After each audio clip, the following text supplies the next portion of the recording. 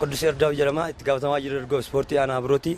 Qophiin har'aa qophii bifa aadaabaatiin magaalaan Galamsoo haalli ishii misoomaa fi miidiyaadhaan wal qabatee akkaataa ishiin wal faana fuudhaa deemaa jirtu kana baay'ee gammachuu ajaa'ibaan nu dhagahame akka itti gaafatamaa ergoo ispoortii dhimmoota isaan itti geessaa deeman bifa ajaa'ibaatiin miidiyaanis Galamsoo global miidiyaa bifa ajaa'ibaatiin bifa addaatiin ta'e waan dhufee jecha nutis bakka itti gaafatamaa dargaggoo aanaa biroo taanee dargaggoon meeqa bifa ajaa'ibaatiin gammachuu ajaa'ibaatiin miidiyaan kun dhufuu isaanii baay'ee gammachuudhaan ijoollee dargaggoota bakka bu'uudhaan wanni isaan hojjetaa turan namni dargaggootaan hundi isaanii global miidiyaa kana sheer godhuun laayik godhuun jajjabeessuu qabdanii nutis misoomni globaliin kana amma dhiyaataa jiru bifa ajaa'ibaatiin misooma isaallee fudhatee nutis misooma qaama dargaggoodhaan taanee nutillee gama keenyaan waan dhaabnee waan humnaan gargaaru biyya tana jiruuf humnaan waan gargaaru qabeenyaan illee taatu waan gargaaru maddi jirra global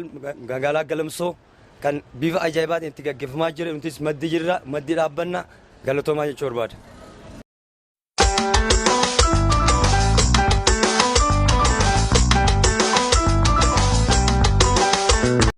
Jaarraan amma jiru kun jaarraa 21ffaa jaarraa qaroominaa fi jaarraa ijaaramaati.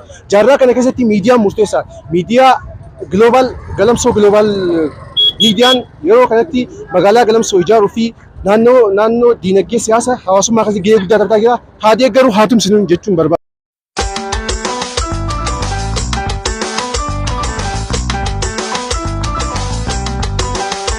daawwattoota keenya global miidiyaa magaalaa Galamsoo keessatti miidiyaa lammaffaa dhufee jira. Miidiyaan kan irraa baratan kan itti barsiisan. Kanaaf global miidiyaa haa jajjabeessinu. Guddina magaalaa Galamsootii fi magaalaa keenyaatiif gahee guddaa waan qabuuf aartiilee fi diraamaalee adda addaa wantoota ergaalee seenaalee waa'ee Galamsoo wal qabatee wantoota kan dabarsuudhaaf qophii isaa xumuree asitti argama. Kanaaf global miidiyaan keessanii lakkoofsa bilbilaa kana jalatti bilbiltanii jajjabeessuun dirqama keessanii kan uummataa.